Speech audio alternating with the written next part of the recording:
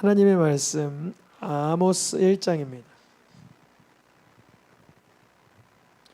아모스 1장 1절에서 2절, 오늘 처음 아모스 시작을 하죠. 나누어서 함께 읽겠습니다. 유다 왕 우시야의 시대, 곧 이스라엘의 왕 요아스 아들 여로보암의 시대, 지진 전 2년에 드고와 목자 중 아모스가 이스라엘에 대하여 이상으로 받은 말씀이라. 그가 이르되 여호와께서 시온에서 부르짖으시며 예루살렘에서 소리를 내시리니 목자의 초장이 마르고 갈멜산 꼭대기가 마르리로다. 아멘. 오늘부터 북이스라엘의 선지자 아모스는 선지자의 이름이죠. 선지자의 이름. 우리 지난 시간까지 요엘 선지서 있습니다. 요엘 선지서. 요엘 선지서, 그 전에는 호세아 선지서. 호세아 선지자와 아마 비슷한 때에 아모스 선지자가 조금 더 먼저 북이스라엘에서 활동한 걸로 추정됩니다. 그런데 제목이 북이스라엘의 선지자 아모스인데, 이 아모스는 남유다 사람이에요. 남유다 사람. 아모스서 본문에 등장합니다. 오늘 1절에 보니까 우리는 지리를 잘 모를 수도 있지만 드고와 목자 중 아모스. 드고아는 어디 지역이냐면 예루살렘이 남유다잖아요. 예루살렘에서 한 15km, 20km 정도 남쪽으로 더 내려와야 드고아가 있어요. 그러니까 아모스는 남쪽 유다 사람인데 북쪽 이스라엘의 선지자로 활약을 하는 거죠. 이런 거예요. 우리나라 목사님 중에 북한 선교하시는 분들 계시죠? 그런 케이스예요.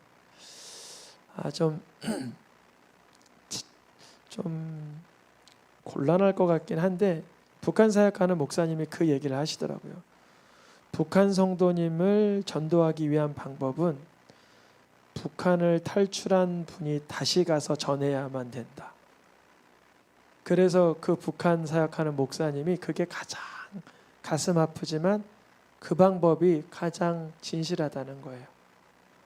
살려고 나왔던 사람이 죽으려고 들어와서 복음 전하니까 얼마나 이 신빙성과 진심과 소신이 느껴져요. 남쪽의 유다에 살고 있던 아모스가 이제 북쪽으로 가는 거예요.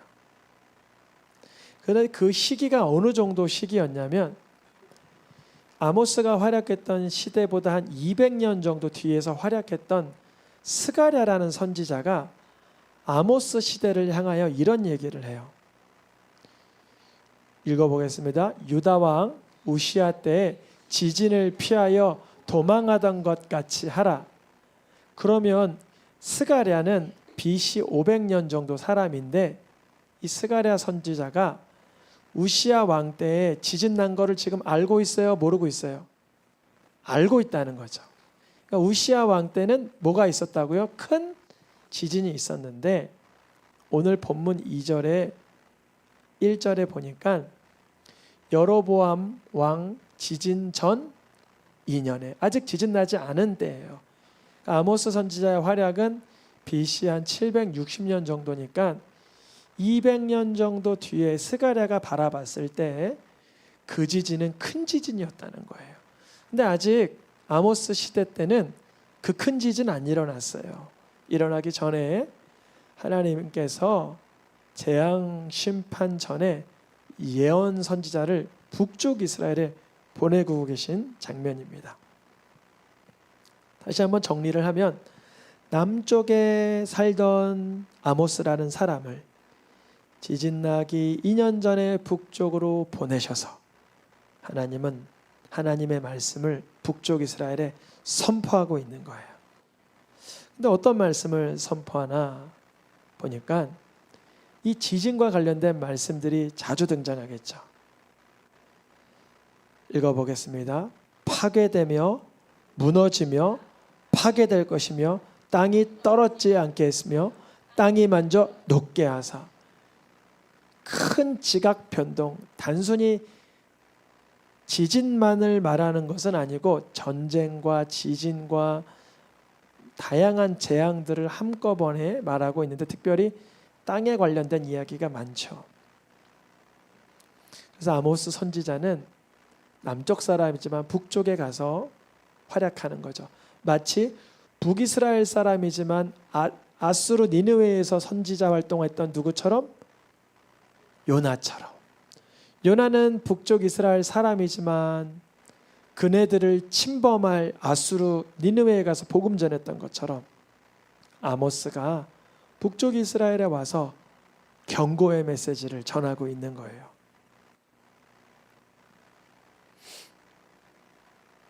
이 경고의 메시지를 어디에 전하라고 주님이 말씀하셨냐면 아모스가 이스라엘에 대하여 받은 말씀이라. 어느 나라요? 이스라엘. 유다 나라 선지자가 사실 선지자는 아니에요. 목자예요. 목자로 활동하고 있었어요. 근데 좀 규모가 있는 목자였던 것 같아요. 원어를 분석해 보면 작은 양떼를 치던 사람은 아니고 좀 규모가 있던 사람. 그리고 양떼에게 줄 양식을 뽕나무 재배까지 할 정도로 좀 규모가 있던 농장 목자였던 아모스를 북이스라엘의 말씀을 선언하는 선지자로 부르시는 장면이에요. 그러면 이제 어느 나라의 예언이 선포돼야 돼요? 북쪽 이스라엘의 예언이 선포돼야 되는데 하나님이 조금 간접적으로 우회적으로 이스라엘을 깨닫게 하기 위한 방법을 택하십니다. 그림을 보시면 정중앙에 어느 나라가 있어요? 북이스라엘이 있죠. 정중앙에 이스라엘이 있는데 하나님은 처음에 다메섹을 언급하다가 가사를 언급하고 두로를 언급하고 암몬을 언급하고 에돔을 언급하고 두로를 모압을 유다를 언급하고 마지막으로 이스라엘을 언급해요. 이게 아모스 1장과 2장의 구조예요. 구조. 하나님은 의도하신 거예요. 이걸 다시 한번 정리한 표를 보여드리면 첫 번째 어디부터 그 심판에 대한 메시지가 선포되냐면 1번이 어느 나라예요? 다메섹. 그 다음 쭉 돌아서 2번이 어디예요? 가자지구. 지금 여기 전쟁 나고 있는 데죠. 여기가 전쟁 나고 있는데 그 다음 쭉 올라가서 두로. 다시 내려와서 4번이 어디 있죠? 에돔. 다시 5번이 어디 있죠? 뺑그르 돌아서 암몬, 모압, 유다. 마지막으로 북이스라엘을 그 죄악상을 지적을 하세요.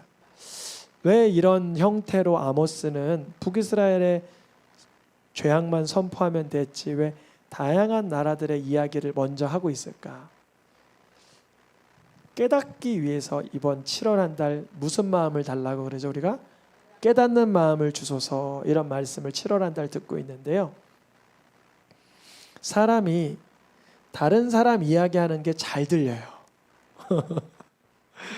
다른 사람 흠담하고 또 이렇게 혼내고 징계하는 건 잘 들려요. 그래서 우리가 뉴스를 잘 보잖아요. 다른 사람 어떻게 잘못되는가, 혹시 뭐 재판을 안 받나 이런 걸 잘 봐요. 하나님께서 이스라엘이 하나님 말씀 듣지 못하고 깨닫지 못하니까 주변 나라 이야기를 통해서 심지어 남유다도 지적을 하시죠. 남유다 사람인 아모스가 자기 나라 이야기를 북이스라엘에 와서 하는 거예요. 유다의 서너 가지 죄로 말미암아 하나님은 벌을 돌이키지 아니하시리니 결국 유다에도 불을 보내고 궁궐이 사그러질 것이다. 정말 이와 같은 아모스의 예언이 150년 뒤에 실행됐죠. 150년 뒤에 실행됐어요. 그런데 이제 쭉 돌아서 7번째 유다까지 얘기했으니까 8번째 어느 나라 얘기할 때예요? 이제 북쪽 이스라엘 얘기할 때예요. 드디어 북이스라엘 백성이여 들으라. 이스라엘의 서너 가지 죄로, 서너 가지 죄라는 건 뭐냐면 셋, 넷 이거잖아요. 이거는 이제 일반적으로 쓰는 언어 형태예요.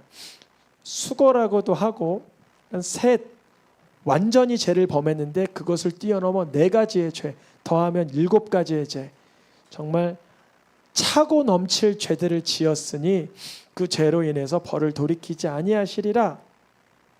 어떤 죄를 지었냐면 가난한 자를 학대했다는 거예요. 가난한 자를 짓밟았다는 거예요.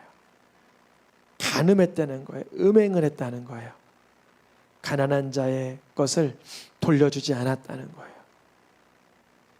북이스라엘의 죄악상들을 아모스 선지자가 이야기할 때 사람들은 이 이야기는 모세 시대 때부터 모세오경에 기록된 말씀이지.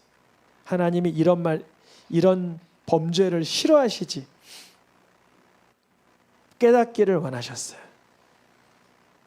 남유다의 목자로 있던 아모스는 북이스라엘의 서너 가지 죄를 지적하는데 여러분 한번 가지고 계신 성경에 보시면 1장 3절에 다메섹 5절에서 끝나고 1장 6절에 가사의 이야기 8절에서 끝나고 대부분 2절이나 3절에서 끝나는데 이스라엘의 범죄에 관한 이야기는 2장 6절에서 16절 지나서 3장 전체, 3장 지나서 4장 전체까지 이스라엘의 죄악과 심판에 대한 이야기로 이어집니다. 그러니까 아모스 2장 8절 이후의 3장, 2장, 3장, 4장은 이스라엘의 범죄에 관한 하나님의 책망과 그에 따르는 재앙을 말하고 있어요. 이방 나라의 서너 가지 죄를 하나님의 진노의 심판이 이르를 거라 선포하던 아모스는 북이스라엘의 죄를 가장 많이 선포하면서 이들이 돌아올 기회가 아직은 있음을 알려주고 있어요. 아모스 선지자가 활약했던 이 시대는 오늘 본문에 등장했던 것처럼 요아스의 아들 여로보암의 시대였습니다. 우리가 호세아 선지자 때 이 부분에 관해서 여러 번 다뤘어요. 여로보암의 시대가 과연 어떤 시대였나? 초대왕 여로보암 왕 말하는 거 아니고요. 요아스의 아들이니까 여로보암 2세를 말하는 건데 그때는 북왕국 이스라엘 역사상 가장 흥왕했던 시대였어요. 그러니까 남쪽에 아모스 선지자가 와서 뭐라고 말하든 안 들리는 시대인 거죠. 들을 필요가 없었던 거죠. 무슨 초장이 마르고 꼭대기가 마르냐? 우리는 이렇게 부유한데 마를 거 없어. 이렇게 듣고 있는 상황이었습니다. 이들이 얼마나 하나님 마음을 아프게 했냐면 북이스라엘 사람의 삶 속엔 하나님께 서원한 사람에게 포도주를 마시게 하고 하나님의 말씀을 전하는 자에게는 말씀을 전하지 말라고 했습니다. 그래서 남쪽에서 파송을 받은 거예요. 그런데 이 아모스에게도 아모스가 원래 직업이 뭐였다고요? 목자. 그러니 이 아모스에게 북쪽에서 실세를 쥐고 있던 제사장 아마샤라는 사람이 있었는데 아모스에게 이런 악담을 합니다. 읽어보겠습니다. 너는 유다 땅으로 도망하여 가서 거기에나 떡을 먹고 거기에서나 예언을 하고 다시는 어디에서? 베델에서 예언하지 말라. 베델은 어디예요? 북이스라엘이잖아요. 북이스라엘 여로보암 왕 1세 때 사람들이 남쪽으로 예루살렘에 예배하러 가는 걸 방지하려고 베델에 거짓 제사장들을 세웠는데 베델에서 예언하지 말라는 거예요. 이제 아모스의 반론이 있겠죠. 뭐라 그러냐면 맞다. 나 선지자 아니야. 나 선지자의 계보에 들지도 못해. 나 목자야. 나 뽕나무 재배하는 사람이고 양떼를 따를 때에 그때 하나님이 내게 음성을 주셔서 가서 내 백성 북이스라엘에게 예언하라 하셔서 온 거야. 그런데 그런 아모스에 관하여 아마샤가 너는 유다 땅으로 썩 도망가지 않냐? 거기서나 예언해. 그리고 물리치고 있던 거예요. 이 북이스라엘에 하나님께서 안타까워했던 선지자를 명령하여 예언하지 말라 해서 남쪽 사람까지도 대동하여서 북쪽 이스라엘을 보냈더니만 북쪽의 아마샤 제사장은 그 아모스를 입을 닫아버리도록 하는 것이죠. 그래서 아모스 선지서에서 가장 유명한 말씀, 이 북이스라엘의 지금 사람들은 풍요 속에 있고 넉넉함 속에 살지만 하나님께서 이제 이 땅에 기근을 보내는데 어떤 기근을 보내시냐면 말씀 듣지 못하는 기근을 보내신다는 거예요. 우리가 오늘 처음 영혼을 위한 기도를 했습니다. 영혼을 위한 기도. 여러분, 우리 귀에 하나님의 말씀이 안 들리고 세상의 것으로만 충만하면 그것을 바로 하나님은 기근이라 그래요. 영적인 기근. 양식은 없지 않아요. 양식은 있어요. 물이 없지 않아. 물도 넉넉해. 먹을 수 있고 마실 수 있고 입을 수 있는데 하나님의 말씀이 들려지지 않으니 하나님께서 나에게 무엇을 요구하는지를 알아보지를 못하게 되는 거죠. 그게 북쪽 이스라엘의 현실이었습니다. 아모스는 그와 같은 상황을 하나님께 감동받아 파송받은 선지자입니다. 앞으로 아모스 선지서를 한 3주 정도, 4주 정도, 한 달 정도 이렇게 좀 다루면서 나의 삶 속에서는 하나님 말씀 듣는 영적인 예민함이 열려 있는가? 아니면 하나님의 말씀을 듣지 못하고 거부하는 그런 영적인 기갈의 때를 지나고 있지는 않는가? 내 자신을 좀 돌아보면 좋겠습니다. 아모스는 그의 직업이 목자요 뽕나무 재배하는 자였기 때문에 북쪽 이스라엘에 왔을 때 사람들로 이렇게 인정이나 칭송을 좀 못 받은 것 같아요. 그런 것처럼 우리 주 예수 그리스도도 마리아의 아들 목수가 아니냐, 나사렛 사람 아니냐 하면서 많은 이들에게 배척을 당하고 죽임을 당했죠. 수많은 진실한 선지자들은 외형적으로 보여지는 것 쪽으로 사람들에게 이렇게 인기를 얻을 만한 형편이 못 됩니다.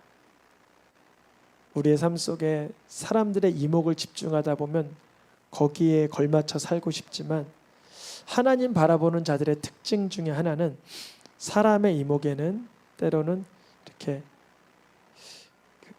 흠모할 것이 없을 만한 모습으로 보여지죠. 그래서 아모스 선지자를 그림 그리기를 이렇게 그려놓은 것 같아요. 그래서 온라인에서 하나 이렇게 찾아가지고 넣은 건데 아모스 선지자의 이름의 뜻은 짐을 지고 있는 자, 이런 의미가 있어요. 또 다른 뜻도 있는데 아마 그쪽이 좀 맞는 것 같아요. 짐을 지고 있는 자. 이 아모스가 어떤 짐을 지고 있죠? 주의 백성들의 죄를 하나님 앞에 회개시켜야 하는 그 무게감. 아모스 중반부에 보면 하나님께서 이 나라에 이제 내가 강력한 심판의 불을 내릴 것이라 하는데 아모스는 이렇게 기도합니다. 여호와여, 야곱이 미혹하오니 어떻게 설 수 있습니까? 그러니까 하나님께서 뜻을 돌이켜 주세요. 한 2번 정도 돌이키시더니 결국 이 나라의 죄악상을 하나님께서 심판하시긴 하지만 이 아모스는 하나님 앞에서 그래도 한 번 정도는 용서를 간구하고 하나님의 은혜를, 자비를 구합니다. 근데 결국은 북이스라엘의 멸망은 아모스 선지자 활약 40년 뒤에 아수르를 통하여 패망하게 되죠. 우리의 삶의 아모스는 예수 그리스도이십니다. 예수님은 내 삶 속에서, 우리의 삶 속에서 마치 아모스가 하나님 앞에 기도했던 것처럼, 하나님, 나의 자녀 누구누구가 저렇게 넘어진 이유는 아직 은혜를 깊이 알지 못해서 그렇습니다. 하나님의 사랑을 깨닫지 못해서 그렇습니다. 시간을 주시고 3년 정도 유예해 주시고 내년 이맘때 주님께서 열매 맺게 하여 주시기 원합니다. 그 기도를 예수님이 하고 계시는 거죠. 우리가 아모스 선지자를 통해서 바라봐야 될 분은 예수 그리스도이십니다. 분명 아모스는 남쪽 유다 사람으로 북쪽에 와서 인정받지 못했지만, 반대로 예수님은 나사렛 사람으로서 예루살렘에서 활약할 때 인정을 해주지 않았어요. 왜냐하면 그는 북쪽 사람이니까. 우리가 지역과 어떤 직업과 사람의 외모를 통해서 이렇게 편견을 갖고 대했을 땐 말씀이 들리지가 않죠. 너무 감사한 건 우리 새생명교회 성도님들은 제가 참 부족한데도 말씀을 늘 이렇게 경청해 주시고 은혜 받아 주셔서 하나님께 영광 올려드립니다. 이번에 한 주간 3일 동안 기도원 다녀왔는데 가서 비가 참 많이 오더라고요. 그래서 내려가는 날 어떻게 내려가나 보니까 내려올 땐 또 짱 겠어요. 오늘 아침에 어성경하러 다 성경 통독하러 다 오셨죠. 비 안 맞고 오셨죠. 그래서 우리 성도님들 비 안 맞고 오셔서 감사하다 그랬어요. 우리 새생명교회에 말씀 없는 기갈의 때가 이르지 않도록 같이 기도하면 좋겠습니다. 우리의 10년 가운데 주님 하나님의 말씀을 깨닫는 마음을 주시고 내가 하나님 기뻐하는 대로 살 수 있도록 이끌어 주시옵소서. 이 시간 찬양하며 기도하겠습니다.